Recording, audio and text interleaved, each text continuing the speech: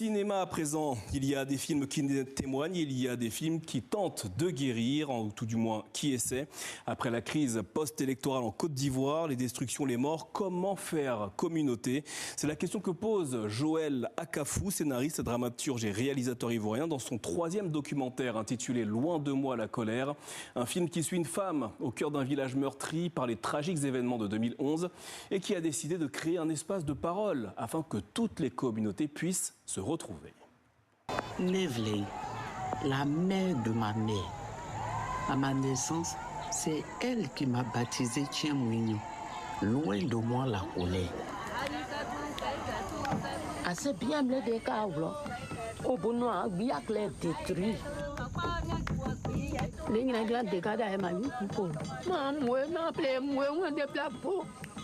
De mon tio. On blâme son.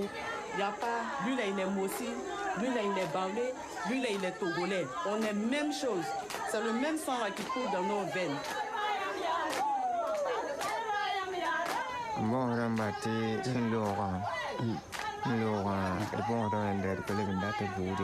Mais on va mettre la main ensemble. C'est en mangeant, échanger la nourriture. C'est là l'amour là. Aimer quelqu'un là. C'est comme ça vient. Joël Akafou, bonsoir et merci d'être avec nous. Je précise que votre film, Loin de moi la colère, a remporté plusieurs prix dans les festivals internationaux, notamment en 2025 au FESPACO, avec le prix de l'étalon de bronze ou encore dans la catégorie du réel 2025, prix des jeunes. Merci d'être avec nous. Loin de moi la colère est un film fort, percutant, où il y a beaucoup d'émotions. C'est d'abord un titre, ce film. D'où vient ce titre? À qui appartient-il? À Maman Jo, le protagoniste principal de votre histoire, ou c'est le vôtre? Non, effectivement, Loin de moi la colère, c'est le nom qu'a donné la grand-mère de Maman Jo à sa naissance. Et du coup, Maman Jo se sent comme déjà en mission depuis sa naissance parce que c'était un nom prémonitoire. Aujourd'hui, c'est cette dame-là qui abat ce travail de réconciliation dans son village. Et cette réconciliation aujourd'hui qui s'étend dans le canton Zrabaon, comme ça on l'appelle, dans la région de Guiglo. Alors ce film, on l'a vu, c'est un film qui parle de réconciliation, de réparation. Lors d'une interview, vous avez dit le deuil que Maman Jo porte fait m'apercevoir que c'est aussi le mien. Est-ce que ce film, vous l'avez également fait pour vous réparer vous-même? Oui, effectivement. Effectivement, parce que j'avais pas conscience que j'avais un traumatisme à l'intérieur de moi depuis, je dirais, la rébellion de 2002, où à l'âge de 14 ans, j'ai dû marcher des centaines de kilomètres pour fuir la guerre. Et sans compter les crises répétitives qu'a connu la Côte d'Ivoire en 2002 jusqu'en avril 2011, ça avait laissé en moi un traumatisme. Et quand je rencontre cette dame qui a pour mission, qui s'est donné pour mission de réconcilier ses frères et sœurs du même village, je me retrouve là dans une démarche psychanalyste à guérir moi aussi en tant que cinéaste. Alors Maman Jo, dans le film, c'est la femme, comme vous venez de dire, qui tente de réparer ces différentes communautés fracturées par la crise de 2011. Comment est-ce qu'on filme quelqu'un qui essaie de réparer des choses qui sont parfois irréparables?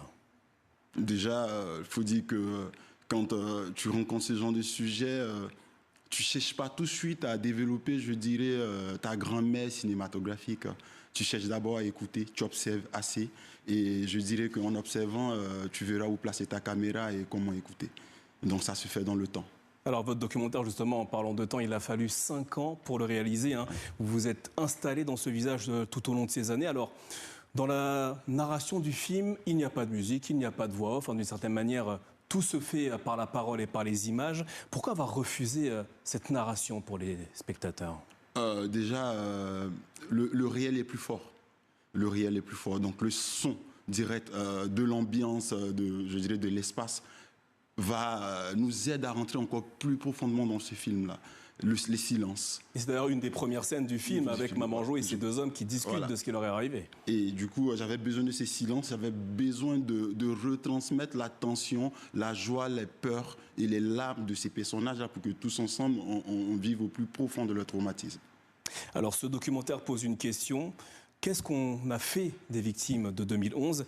Est-ce que le film Loin de moi la colère est un film qu'on pourrait qualifier de politique? De toute façon, il n'y a pas d'œuvre artistique sans politique, mais par contre, c'est là, elle fait de la politique humaine, en fait. Maman Jo a décidé de ne pas faire de la politique politicienne, mais de faire de la politique humaine, où elle met l'homme au centre de son combat, où elle cherche à réconcilier ses frères et sœurs sans choisir l'appartenance politique ou, je dirais, ou sans choisir l'origine de celui avec qui elle veut se réconcilier.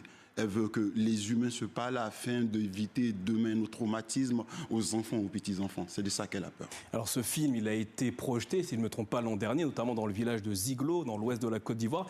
Comment est-ce qu'il a été accueilli ? Avec devant les autorités, il a été très bien accueilli. Le fait marquant de cette projection le 25 mai, le 10 mai plutôt, à Ziglo, c'est qu'à la fin de cette projection, j'étais assis et il y a le bébé qui se fait laver dans le film qui s'appelle Bonheur, Gruyère en langue guérée, m'a tapoté à la jambe et quand je regardais, c'était elle, elle m'a dit « Tonton Jo, merci ». Et ça m'a fait couler une larme et j'ai compris que quand le bonheur vous dit merci, c'est que vous avez été serviable à votre société. Alors, on s'attache à Maman Jo et notamment à tous les protagonistes de votre documentaire. Comment vont-ils aujourd'hui? Comment se portent-ils? Malheureusement, il y a pas mal qui sont décédés, bon nombre sont décédés. Et aujourd'hui, il y a une très belle ambiance dans l'ensemble dans le village. Et l'action de Maman Jo s'est répandue dans les villages voisins. Aujourd'hui, il faut dire qu'à l'ouest de la Côte d'Ivoire, surtout dans le canton Zrabaou, entre Ziglo, Zéaglo, Guinquin, ces villages que j'ai visités, il y a un vivre ensemble qui se recrée. Joël Akafou, ce sera ma dernière question. 5 ans après avoir filmé Le Pardon, êtes-vous parvenu vous-même à pardonner? Ouais, déjà il faut dire que la première démarche pour arriver à pardonner, c'est d'être conscient qu'on est en colère. De savoir qu'on est en colère, c'est de savoir qu'on a un traumatisme. Et déjà le reconnaître, vous êtes déjà sur le bon chemin pour pardonner. Et aujourd'hui, oui, je suis une autre personne. Et je suis une personne remplie de joie, de gaieté et surtout de pardon. Quelles sont les prochaines étapes de ce documentaire? Là, il est sorti en salle.